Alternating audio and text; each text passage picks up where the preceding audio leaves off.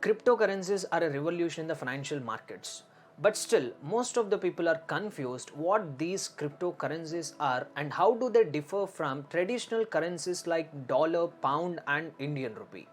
Let us try to get a basic understanding of what do you mean by these cryptocurrencies through this video.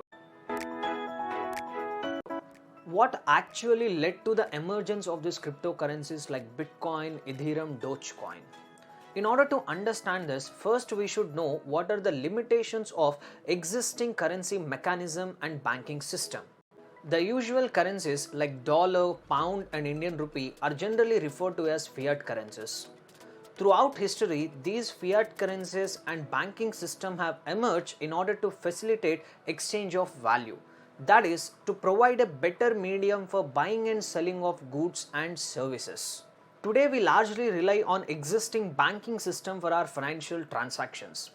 And the innovations over a period of time like telephone lines, internet, credit cards have even improved the speed, efficiency and convenience of doing these banking transactions. In spite of all this, financial transactions today suffer from some limitations.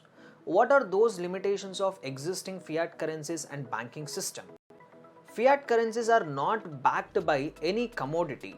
Supply of these fiat currencies is completely in the control of central banks like RBI in India and Federal Bank in US.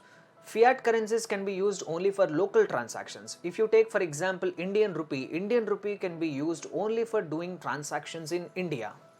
Existing banking system is vulnerable to financial frauds and scams.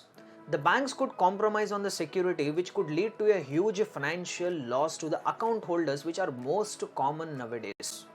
Fiat currencies lose their purchasing power due to inflation and sometimes can even become worthless because of hyperinflation. Existing banking system has left out so much of world's population. As per the statistics, 31.5% of the world's population live without bank accounts. Even existing banking system involves a huge transaction cost. If we want to do the transactions through the banking channel, we need to pay significant amount of transaction charges to the bank.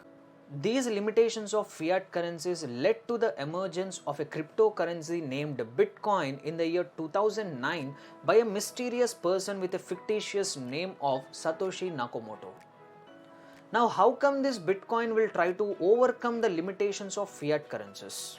Bitcoins does not have any central monitoring authority like central banks in the case of fiat currencies. No regulatory authority controls the supply of these Bitcoins. These Bitcoins will not be printed. Instead, they will be minted by the people equipped with computer processing power by solving mathematical puzzles. They don't involve intermediaries like banks. They work on peer-to-peer network for monitoring, verifying and approval of financial transaction.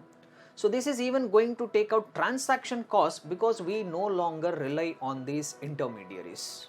And even these Bitcoins are built on foundation of blockchain technology, which provides a safe and secure environment in which the financial frauds and scams prove non-beneficial to the scammers and fraudsters. So this is how the cryptocurrencies will try to overcome the limitations of fiat currencies. Hope you found this video informative. Please do like and share it. For more such informative content, please do follow and subscribe.